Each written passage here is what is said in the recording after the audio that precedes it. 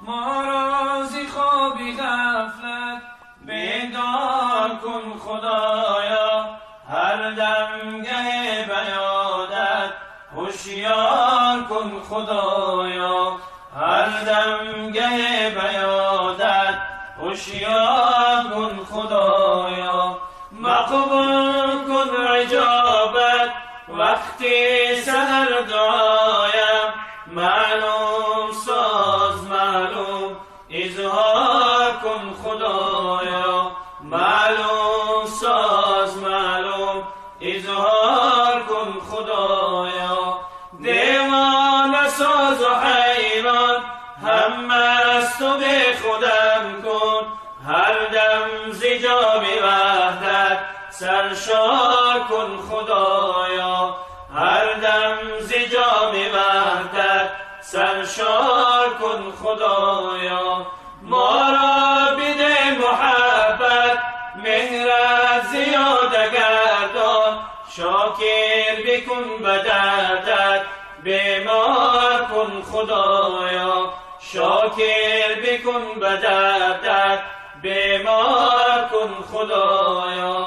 در وقت دادن جان تلقین لا اله انداز بر زبانم تکرار کن خدایا، در وقت دادن جان تلقین لا اله انداز بر زبانم تکرار کن خدایا، انداز بر زبانم تکرار کن خدایا.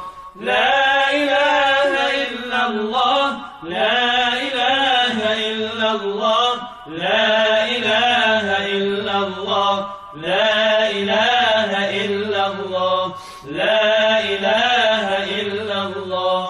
بعد از وفاتم ای دوست بکشا در ز جنت، زانجا درون جنت گلزار کن خدایا.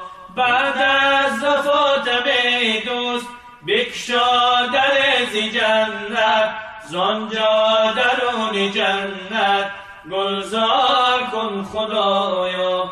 خیزند عاشقانت فردای روز محشر، ما را الهی روزی دیدار کن خدایا، ما را الهی روزی دیدار کن خدایا.